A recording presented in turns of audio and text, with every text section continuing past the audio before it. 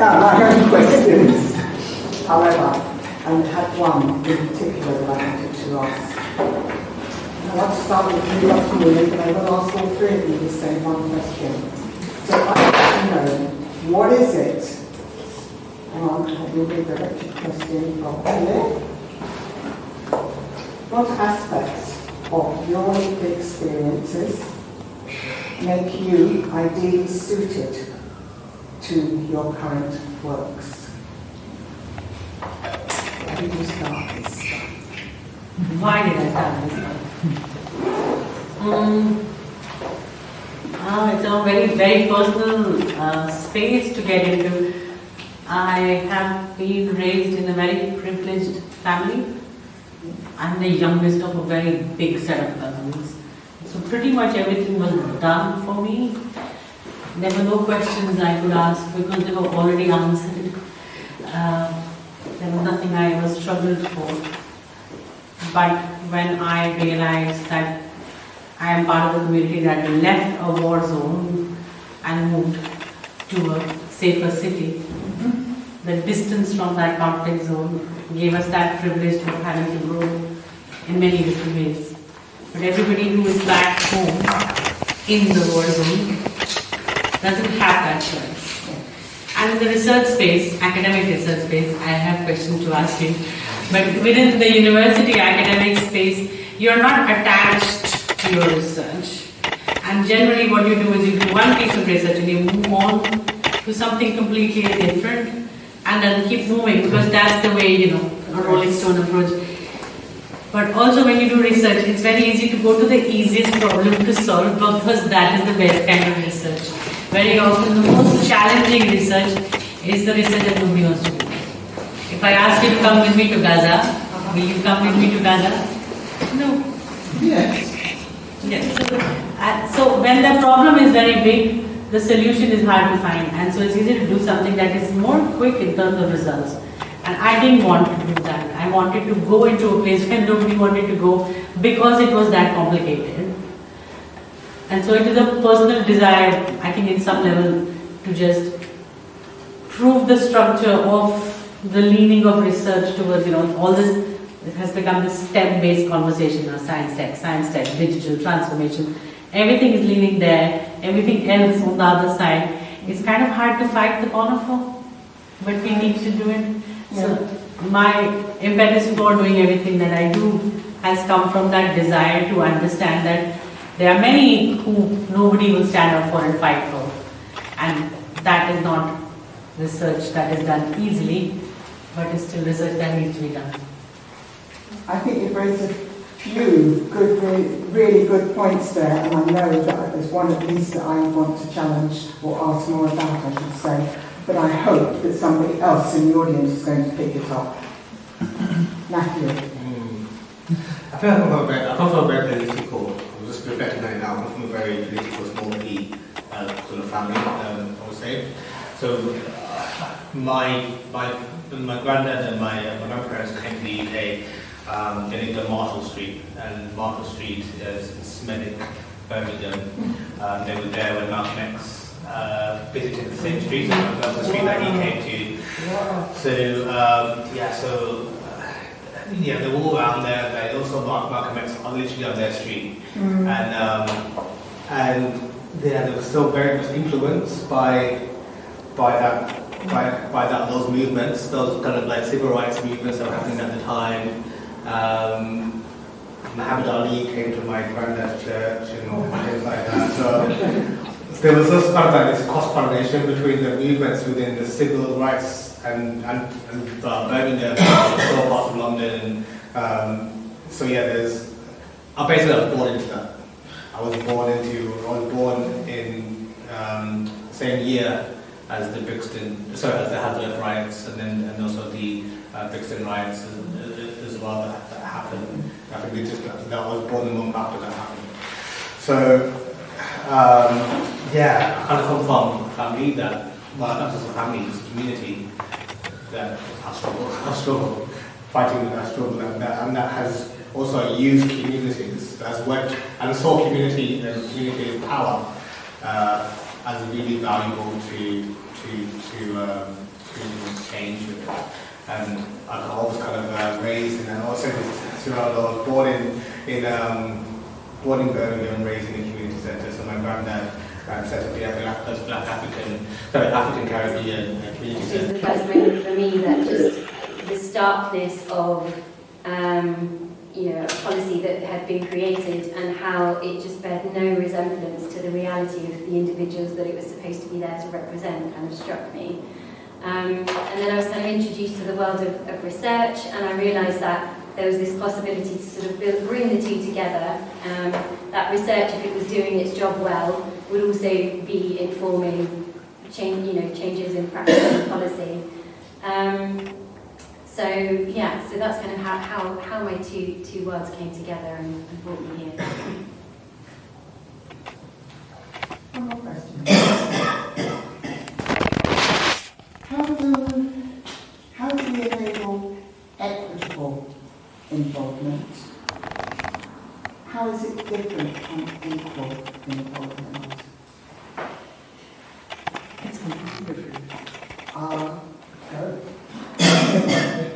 There is a caricature somewhere, but there's a fence. I don't know if you've seen it. The fence, and they are you've all seen this. So it's a caricature which has 3 different height people who have got the same size box to stand and look over the fence. Equity is when the box is measured to the size of your height, from the height of your body, so that you can see as much as everybody else. And I think when we talk about equality, it becomes a red herring in many ways. It's distracting to talk about equality because equality assumes you want to be the same as me. But for you to be equal, I need to be able to see your inequity. And if I can't see your inequity, you can try all your life to be equal, never be equal.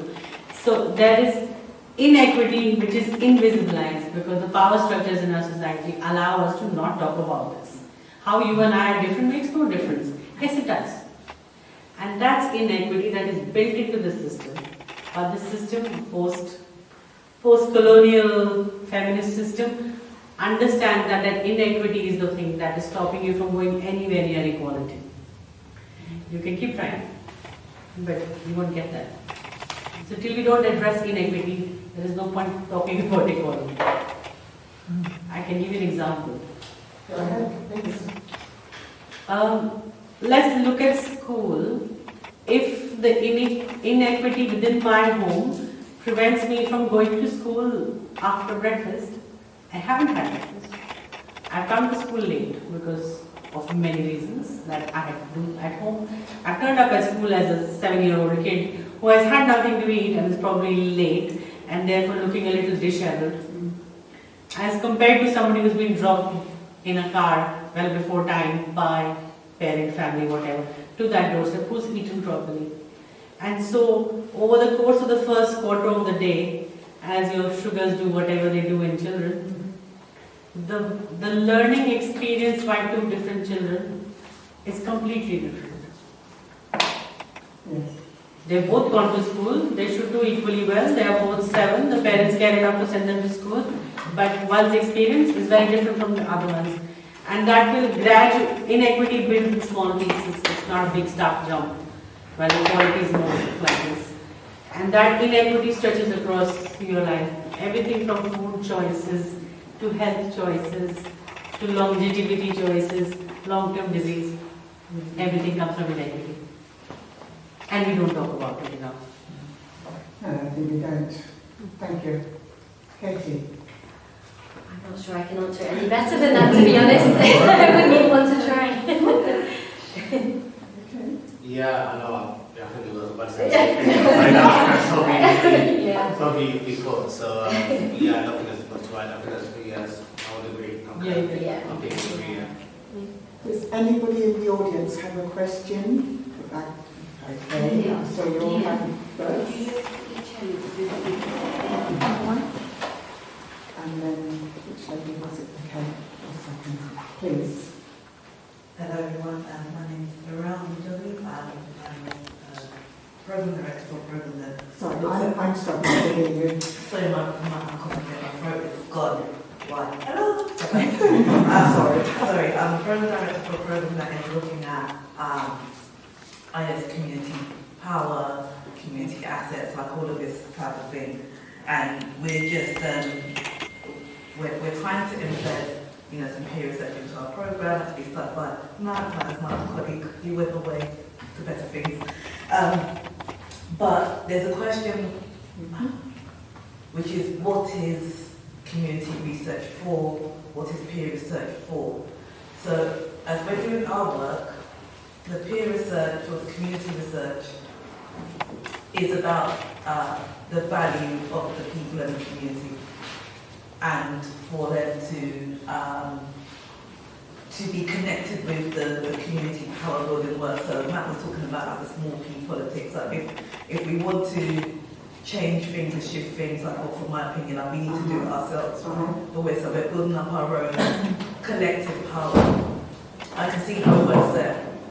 But if community research or peer research ends up just being basically the next phase of the consultation voice, whatever, each time we're calling it something different, or it's becoming more intense for communities on the ground, but actually all it's doing is just fitting into the existing system, then I'm not sure how much good it's doing in a system that doesn't want to shift power, doesn't really want to be influenced, and we spend a lot of time making people do more and more work in order to move these systems that don't want to move.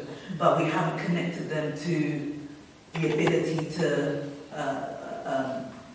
the empowerment bit and the collective bit and the bit about empowering their own communities.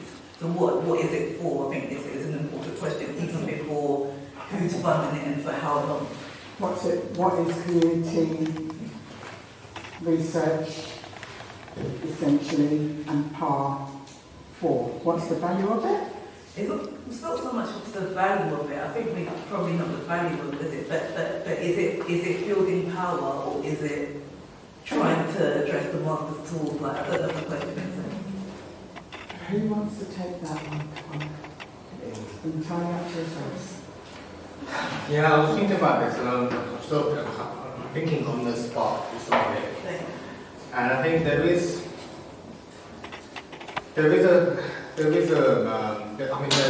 participation to influence, I guess, policy, existing institutions, and closed institutions, and having an opening of the process in the existing system, and to kind of make the existing system kind of quote unquote more open in that sense.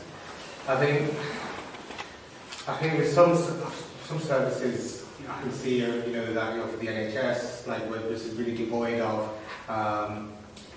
we still don't have enough kind of black and brown input particularly within health services.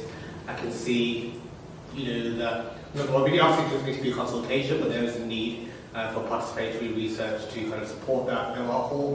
But there are also those historical trust issues that come from that, which are understandable. But what I will say is that research does not necessarily have to be linked to existing systems and existing policy. And actually, community research in itself can be a mechanism to build new systems and to build new structures and to build new institutions and to build power to not necessarily include within something that exists, but also tries to build something else, essentially. And that's where I think there's power in community research for, again, not just to consult, not just to take, not just to include as a consultation, or not even just to inform an existing kind of system, but there's power to actually build new knowledge. Well, not new, existing knowledge, but actually to have that knowledge feed into something systemic.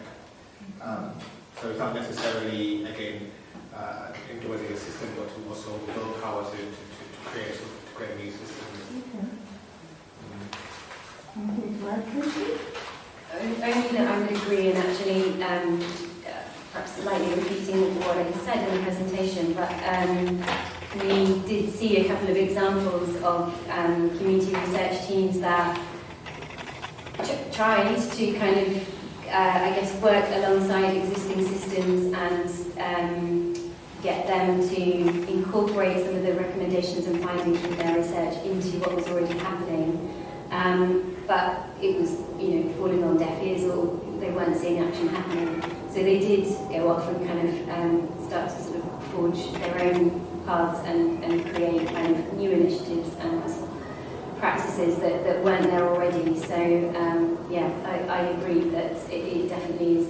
If the system isn't working and isn't listening, then actually there is a real opportunity there to kind of create some new opportunities and new paths. And as quickly as comment out on the newness of the system, I think that's where things become political, essentially, because we talk about resource. Then I think also like to create something new needs shifting resource as well. Like I think it needs, like it can't be just kind of ideas and imagination. It needs to build something, and that's where the kind of political kind of like pressure kind of comes in to shift resources to kind of away from the old into the new. And I think there has been a whole kind of like a little bit fluffy so let's have a little bit of like consultation here and there, but where's the power kind of happens? So where's the hard conflictual kind of conversations? There was a lot of literature and research about how participation it can just kind of be more depoliticized. It can depoliticize processes rather than include power. So I think I'd say we need to bring the power back into participation, really. I don't agree. I don't agree. Going back to your question, if you are doing, I'm not from this sector, so let me just put that disclaimer out. If you are doing research that has been given to you to do, just because you have many people doing it doesn't make it participatory. One. It's been given to you to do, that means it's not driven by your interests or your needs. Two. You are being co-opted or instrumentalized, if I was being harsh, to provide some sort of semblance of, we have thought about this, and this is what we think. And so the system makes you believe that you were listened to and you also thought about it, and that's great, but that's where it stops. Because you are answering questions that have been posed to you. If you start flipping that narrative and saying the research I will do in this community is driven by what she and you think, and then we will check it with other people. We go sideways, we go horizontal. Collectively, we might come with some sort of agreement on what we need to find out and what is important to us. When you push that through your local MP, through your local councillor, through your local networks, and if it is not being done, then you are saying you need to do research on this angle because this is what is of importance to us. Then you are driving the research. So really, community-based research has black and white. It depends on who's driving it. Sometimes the person who's driving it is also funding it, but has nothing to play, no skin in the game on the outcome of that research. That is the system that I was saying is broken. We need to question that system. If it works, great. If it doesn't work, I'll just move on to the next thing I want to fund. Right? So the priority is to influence your own space and not be co-opted, but also to influence the direction of travel of funding, saying we need to be involved in the strategic direction of funding planning before you start parceling it out to us in little bits to keep us happy. So, I agree.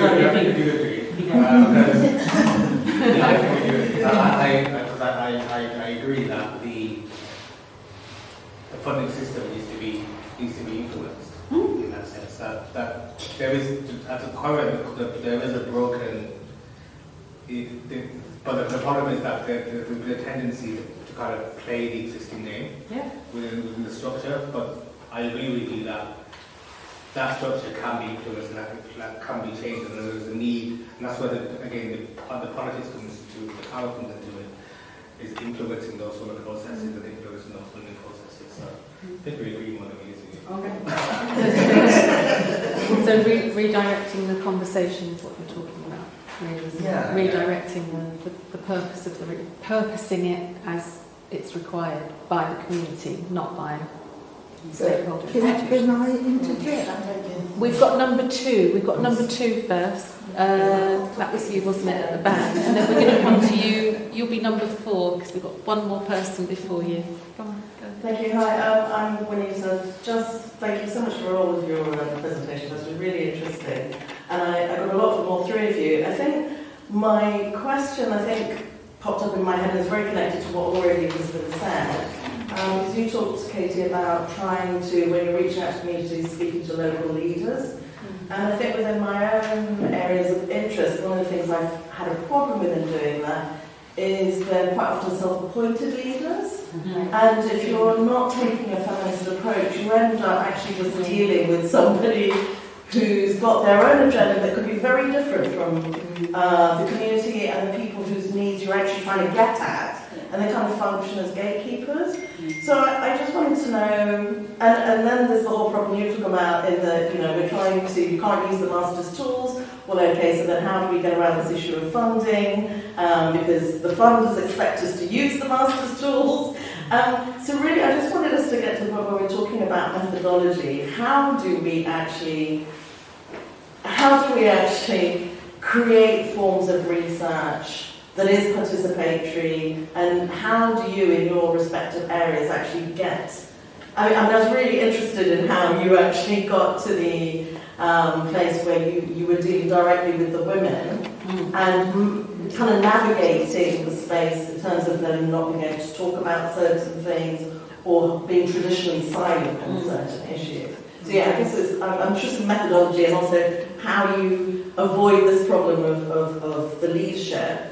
And I'm mentioning that because one of the things I find is a major problem with community leaders is the allure of MBEs and OBEs, where people are allowing themselves continuously to be co-opted by the system. And so it's just pointless research in the end. Yeah. But so yeah, if you could speak to that. I'll have a go for a bit. So, thank you for picking up on it, and I think you're absolutely right. And part of the challenge of doing a presentation is that some of the nuance around the edges slips. And I think the nuance around the edges is that the reality is that, it would be lovely to think that all people in appointed leadership positions were the exact right people to go to on all issues, but we all know that's not the case. So I think maybe the word of champions is more appropriate, because I think within areas where I guess I've seen the real successes is, or where community researchers have found their allies, found the individuals that really want to actually really get that it's their research, that what they are doing is simply facilitating the process of trying to help that the recommendations from their research be put into practice. It's not about co-opting it. I don't know, are kind of the individuals that aren't necessarily kind of in the role of, I don't know, the head of communities team, or so I think it's probably about kind of finding via networks, via others who you see and know are passionate about the same issues that you're trying to take forward, and kind of building that network of champions that can then kind of help create that ripple effect, I guess, and then sort of link you up with others who are going to get behind you. But it's about finding those individuals that are going to help lift you up, rather than kind of say, oh, well, that's great, I'll take that with me now and, see you later. So I'm not sure that was a helpful answer, but... I think it's about long-termness, from a funding perspective. I know you speak about it. And as Kate said that one of the problems with the funding structures at the moment is that it's been quite piecemeal, and it doesn't really allow for the methodologies, proper methodologies to thrive. And again, there's been a tendency. I'm not saying that there hasn't been any resistance to that, but I think there needs to be more resistance to, like, okay, we're taking money anyway, this piecemeal kind of approach. I think we also need to influence the funders and just say, okay, this is how it is. This is just how it is now. So, I mean, I myself, I'm currently in conversation with quite a big funder, one of the bigger kind of charitable funders, around equity. So it's kind of equity, and rather than and just trying to shake them. So speaking back to them, speaking a bit of truth to power, almost a little bit. I think that's what's needed. It's not just about just receiving the funding and just saying, okay, this is what that we do is just scope for us to influence some of those processes, as Neelam was saying as well. And I think and we just need the environment for those methodologies to thrive in the context, and funding is a real key part of that. Really, so that's my reflection. I would go in the direction of resistance. See, research is resistance. It's a pushback against everything that does not work for you. And if you're looking at the first step of all methodology, so I will answer your question about my access in this community. The first step of methodology, of any methodology for any work within participatory action, so CPAR is a methodology, right, in itself. There's lots written about it. So the first step of the methodology is to create a safe, equitable space and sit and reflexive thinking required. You need to think about all the structures that weigh down on you, that you accept as structures because they make you believe it's the only way. A broken funding system makes you believe it's broken, but it's the only one we have. We have to carve out to it. That broken funding structure is broken for you. It's not broken for everybody else. Let's be mindful of that. Let's also so we spend a lot of time in all of my work in the last 25 years, spending time doing reflection on everything that we do. We collectively sit and reflect, and the reflections that emerge make you realize your positionality in that structure, where you are supposed to be not be ungrateful at any point of time to a donor that gave you money, even if they didn't use your research. You always have to say thank you so much gratitude. You've been hardwired into feeling that gratitude. You've been hardwired into feeling that the world doesn't owe you anything. Never think the world owes you anything. I'm sure the world owes me a lot. I would like to think that. I would like to feel ungrateful for those who have twisted my research and not used it. So sit and reflect on the inequities that inform who you are and how you are allowed to think, and then prioritize what you want to break one thing at a time. Break that system that doesn't work for you. And if collectively as a community you feel that you need to push back, then you have to realize that the pressure of the system on you is greater than the pressure that you will push back on it. However, it can be noted publicly that you are pushing back, and you will find many others like yourself who are pushing back. You are not alone, but again, the system wants you to feel your specific issue. It's not worth knowing. Many people, or too many people are doing it, so nothing new, nothing interesting. So there is always that critique built in to isolate you, your ideas, your actions, because that's the way the system benefits from you. So the way our research has worked is because what I didn't say, I've been doing this since 2001. I know these people. I know I speak 8 languages, and so being in the community is not for me as I arrived from London and I'm in the community. I live there. I have a home. I have family and friends. So CPAR is an observational methodology for me. I'm present as an observer of action research, and then I use those observations to flip reflections, and then it kind of goes in a cycle. So they lead the project. I'm the observer who stares in sometimes. They know what to do. I don't need to do much. Thank you. Thank you, panel. I think we've got 2 more people lined up. Who was number 3? There was who was the third hand? You go ahead. 4. You're number 4. Go ahead, because number 3 is not identified. Were you number 3? Oh, no. No? Okay. Go ahead. Go ahead. No, the point's been touched on already, so not saying anything. Thank you. Thank you. From listening to everything, it seems a very defeatist attitude, because ultimately the powers that be in Western society will always be the power that be. And even, for example, to educate working class children, there was a massive debate about that. and they're paying almost nothing for the children to go to Sunday school, right? And in terms of research, while their children are going to boarding schools or whatever school for 100,000 a year, it's about making sure he who pays the piper holds the tune. That's all I can see ultimately. We're not going to get anywhere. What they do is give you a little bit to keep you quiet or to be seen to be doing X, Y, and Z. But those women, oh gosh, they are wonderful. They're wonderful. They are absolutely, Yes. abjectly poor, no literacy or numeracy skills as such, except in Sri Lanka where they can write, but have no voice in the community. You will see the man sitting, she's cleaned the house, she's gone to get water, she's cooked the food, she's washed the kids, she's washed the dishes. He's literally sitting there, and that's it. So in that space, working is challenging. Keeping quiet is very challenging because I want to poke that man and say, get out, move your butt. But I can't. I don't want to influence the family dynamic. But the ambition inside these women is scary high. They know what they want to do, though everything is stacked against them. Nothing will work. It's impossible.